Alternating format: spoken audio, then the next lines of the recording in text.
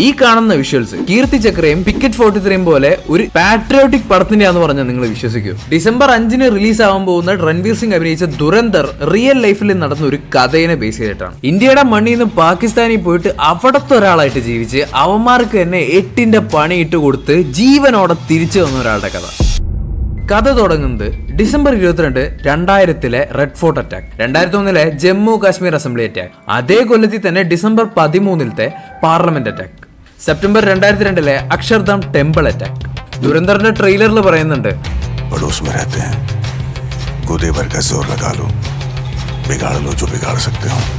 അയൽവക്കാര് നമ്മളോട് grow some balls എന്ന് പറഞ്ഞ ടൈം. ആൻഡ് ഇവിടെയാണ് നമ്മുടെ കഥയിലെ ഏറ്റവും വലിയ പ്രോമിനന്റ് ആയിട്ടുള്ള ഒരാൾ വരുന്നത്.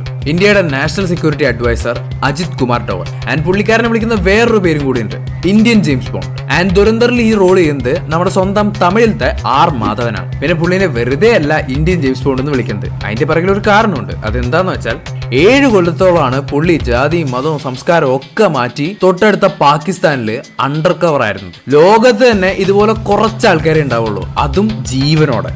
അദ്ദേഹം അവിടെ നിന്നിട്ട് പാകിസ്ഥാനിലെ ടെററിസ്റ്റ് ഓർഗനൈസേഷൻസിന്റെ ഇൻഫർമേഷൻസ് ഗ്യാദർ ചെയ്തു. ആൻഡ് ഇന്ത്യയിൽ അതുപോലത്തെ ടെററിസ്റ്റ് ഓർഗനൈസേഷൻസ് പ്ലാൻ ചെയ്ത പല ഓപ്പറേഷൻസും നടക്കുന്നതിനേക്കാളും മുമ്പ് തടയാൻ ഏറ്റവും കൂടുതൽ ഉപകാരപ്പെട്ടത് ഈ ഇൻഫർമേഷൻസ് ആണ്. കഥയിലേക്ക് വരുമ്പോൾ നിങ്ങൾ ആദ്യം അറിയേണ്ടത് ഹിസ്ബുൾ മുജാഹിദീൻ എന്ന് പറയുന്ന ഒരു ടെററിസ്റ്റ് ഗ്രൂപ്പ് ഉണ്ട്. അതിന്റെ ഒരു കമാൻഡറാണ് അബൂ സബ്സർ. ഈ പടത്തില് അർജുൻ റാംപാലാണ് ആ റോൾ ചെയ്യുന്നത്. ഇതുപോലെ തന്നെ ആ ഗ്രൂപ്പിൽ പവർഫുൾ ആയിട്ടുള്ള വേറൊരാളും കൂടെ ഉണ്ടായിരുന്നു, അബൂ തൊറാറ. ഹിസ്ബുൾ മുജാഹിദീന്റെ സൗത്ത് കാശ്മീരിലുള്ള ഒരു റിക്രൂട്ടർ ആയിരുന്നു. അതായത് ഇന്ത്യൻ ആർമിനോടൊക്കെ കലിപ്പ് കൊണ്ട് കിടക്കുന്ന ആൾക്കാരെ കണ്ടുപിടിച്ച് ഈ ടെററിസ്റ്റ് ഗ്രൂപ്പിലേക്ക് റിക്രൂട്ട് ചെയ്യാന്നുള്ളതാണ് പുള്ളിയുടെ മെയിൻ പണി. ആൻഡ് പുള്ളിയാണ് നമ്മുടെ ഇന്ത്യൻ ആർമിയുടെ കൺട്രോളിലുള്ള റീജിയൻസിൽ പലതും അറ്റാക്കിങ് പ്ലാൻ ചെയ്തുകൊണ്ടിരുന്നത്. ആൻഡ് ഈ ഒരു റോള് നമ്മുടെ ദുരന്തറിൽ ചെയ്യുന്നത് അക്ഷയ് ഖന്നെ ആയിരിക്കാം എന്നാണ് തോന്നുന്നത്. അബൂ സബ്സറും അബൂ തൊറാറയും ആ ടൈമിൽ ഇന്ത്യയിൽ വളർന്നു വന്നുകൊണ്ടിരുന്ന ടെററിസ്റ്റ് ഓർഗനൈസേഷന്റെ ഒരു മെയിൻ പാർട്ടായിരുന്നു.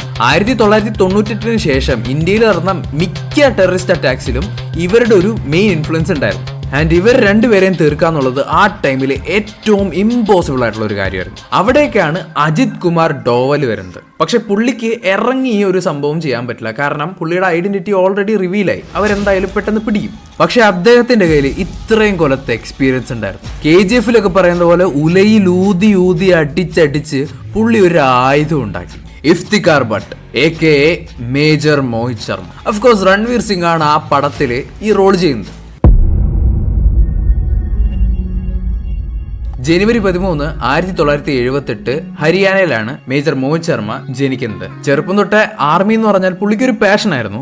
എഞ്ചിനീയറിംഗ് ഡിഗ്രി ഒക്കെ വിട്ടിട്ടാണ് 1995 പുള്ളി പോയി NDAയിൽ ചേർന്നത്, national defence academy. And 1998 training കഴിഞ്ഞതിന് ശേഷം മദ്രാസ് റെജിമെന്റിലേക്ക് പോസ്റ്റിംഗ് പോയി. ആൻഡ് എല്ലാ ട്രെയിനിങ്ങിന് ശേഷം പുള്ളി അങ്ങനെ അവസാനം കാശ്മീരിലെത്തി.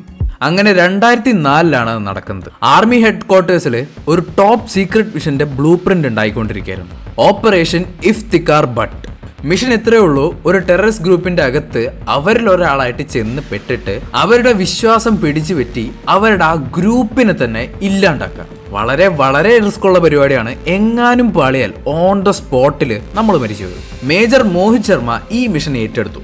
അദ്ദേഹത്തിന്റെ പേരും നാടും ജീവിതവും എല്ലാം മറന്ന് വേറൊരാളായിട്ട് മാറിക്കൊണ്ടിരിക്കുകയായിരുന്നു. അദ്ദേഹം ചൂസ് ചെയ്ത ആ ഒരു സീക്രട്ട് ഐഡന്റിറ്റിയുടെ പേരായിരുന്നു ഇഫ്തിഖാർ ഭട്ട്. ആ ഒരു ഐഡന്റിറ്റിക്കും ഒരു ബാക്ക് സ്റ്റോറി ഉണ്ട്. ഇന്ത്യൻ ആർമി കാരണം കുടുംബം നശിച്ച ഒരാളായിട്ടാണ് ഇഫ്തിഖാർ ഭട്ടിനെ പോർട്രേ ചെയ്യുന്നത്. സോ അദ്ദേഹം ഹിസ്ബുൾ മുജാഹിദീനിൽ ചേരുന്നത് ഇന്ത്യൻ ആർമിയോട് പ്രതികാരം ചെയ്യാനാണെന്നാണ് ടെററിസ്റ്റുകളെ പുള്ളി തെറ്റിദ്ധരിപ്പിച്ചു വെച്ചിരിക്കുന്നത്. പക്ഷെ അത് അവരെ വിശ്വസിപ്പിക്കുക എന്ന് പറഞ്ഞാൽ അത് ചില്ലറ പണിയൊന്നും ആയിരുന്നില്ല. മേജർ മോഹിത് ശർമ്മ അവരുടെ ഭാഷ പഠിച്ചു, അവരുടെ കൾച്ചറിനെ പറ്റി പഠിച്ചു, താടി മുടിയൊക്കെ വളർത്തി. ശരിക്കും ഈ ഒരു ഫോട്ടോയില് അദ്ദേഹത്തിനെ കണ്ടാൽ അതൊരു ഇന്ത്യക്കാരനാന്ന് പോലും നമ്മൾ തിരിച്ചറിയില്ല. മെന്റലി ആൻഡ് ഫിസിക്കലി ആ ഒരു ലെവലിലായിരുന്നു അദ്ദേഹത്തിന്റെ ആ ഒരു ട്രാൻസ്ഫോർമേഷൻ. ഇനി അദ്ദേഹത്തിന്റെ ലക്ഷ്യം എന്താന്ന് വെച്ചാൽ, നേരത്തെ ഞാൻ പറഞ്ഞ 2 ഹിസ്ബുൾ മുജാഹിദീൻ കമാൻഡോസിലെ അബൂ തൊറാറ, അബൂ സബ്സർ, ഇവരുടെ വിശ്വാസം പിടിച്ചു പറ്റാന്നുള്ളതായിരുന്നു ഇഫ്തിഖാർ ഭട്ടായിട്ട് ഇപ്പൊ രൂപം മാറിയ മേജർ മോഹിത് ശർമ്മയുടെ മെയിൻ ഒബ്ജക്റ്റീവ്. കാരണം ഇവർ രണ്ടുപേരുടെ അണ്ടറിലാണ് കാശ്മീരിലെ വലിയൊരു ടെററിസ്റ്റ് നെറ്റ്വർക്ക് തന്നെ. അദ്ദേഹത്തിന്റെ ആ ഒരു ബാക്ക് സ്റ്റോറിയും ഓഫ്കോഴ്സ് മിലിറ്ററി മാനായിട്ട് പുള്ളിക്ക് മാപ്പ് റീഡ് ചെയ്യാനുള്ള കഴിവും അങ്ങനെ പല കഴിവുകളും ഈ മുജാഹിദീൻ ലീഡേഴ്സിന് യൂസ്ഫുൾ ആവുകയും അതുകൊണ്ട് തന്നെ മേജർ മോഹിത് ശർമ്മ ഇവരുടെ ആ ഒരു വിശ്വാസം പിടിച്ചു പറ്റി. പക്ഷെ പറയുന്ന പോലെയല്ല, അവരുടെ ഒപ്പം കഴിയുന്ന ഓരോ ദിവസവും പുള്ളിക്ക് അത്രയും ഡിഫിക്കൽട്ട് ആയിരുന്നു. പക്ഷേ ഹിസ്ബുൾ മുജാഹിദീൻ കമാൻഡോസ് ആയിട്ടുള്ള ആ 2 പേർക്കും അബു തോറാറയ്ക്കും അബു സബ്സറിനും സംശയങ്ങൾ തോന്നി തുടങ്ങിയിരുന്നു. അങ്ങനെ ഒരു ദിവസം അവർ ചോദിച്ചു, നീ ഞങ്ങളുടെ ആളാണോ അതോ നീ ഇന്ത്യൻ മിലിറ്ററിക്ക് സപ്പോർട്ടാണോ? മേജർ മോഹിത് ശർമ്മ അപ്പൊ ചെയ്ത കാര്യം എന്താണെന്നറിയോ? സ്വന്തം കയ്യിലിരുന്ന AK-47 അവിടെ വെച്ചിട്ട് എന്നെ വിശ്വാസമില്ലെങ്കിൽ ഇപ്പൊ തന്നെ വെടിവെച്ച് കൊന്നോളാൻ പറഞ്ഞു. അദ്ദേഹത്തിന്റെ പെർഫോമൻസ് വളരെ കൺവിൻസിംഗ് ആയിരുന്നു. അതുകൊണ്ട് തന്നെ ഇവർ പതച്ചു നിന്നുപോയി.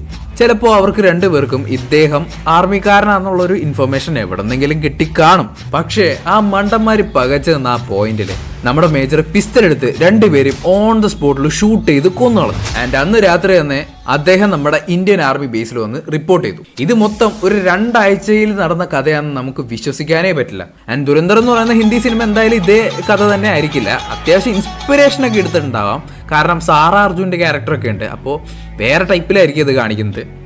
ആൻഡ് മേജർ മോഹിത് ശർമ്മ ഇപ്പോൾ നമ്മുടെ ഒപ്പം ഇല്ല. അദ്ദേഹം 2009 അദ്ദേഹത്തിന് ഒരു 31 വയസ്സുള്ളപ്പോൾ ഇതുപോലെ തന്നെ ഒരു ഓപ്പറേഷൻ്റെ ഇടയിൽ ടെററിസ്റ്റുകളുടെ കൈകൊണ്ട് വെടികൊണ്ട് മരിക്കുകയാണ് ചെയ്തിരുന്നത്. നമുക്ക് വേണ്ടി ജീവൻ കളഞ്ഞ അദ്ദേഹത്തിനെ നമുക്ക് ഒരു നിമിഷം ഓർക്കാം. ആൻഡ് അദ്ദേഹത്തിന്റെ വൈഫ് ഇപ്പോഴും ആർമിയിലുണ്ട്, കേണലാണ്, കേണൽ ഋഷിമ ശരീൻ. ആൻഡ് ദുരന്തർ നമ്മൾ വിചാരിക്കുന്ന പോലെ ഒരു ടിപ്പിക്കൽ പാട്രിയോട്ടിക് പടമൊന്നും ആവാൻ വഴിയില്ല. അഫ്കോഴ്സ് പാട്രിയോട്ടിസം എന്ന് പറയുന്നത് അത് ഡിസ്കസ് ചെയ്യുന്ന ഏറ്റവും വലിയൊരു തീമാണ്. ബട്ട് അത് വേറൊരു രീതിയിലാണ് കാണിക്കാൻ പോകുന്നത്. നമ്മൾ ഇന്നേ വരെ കണ്ടിട്ടുള്ള ആ ഒരു ടിപ്പിക്കൽ പാട്രിയോട്ടിക് പടങ്ങളൊന്നും ആയിരിക്കില്ല. ഇത് നല്ല വയലന്റ് കിടിലം പടമായിരിക്കും എന്ന് എനിക്ക് തോന്നുന്നുണ്ട്.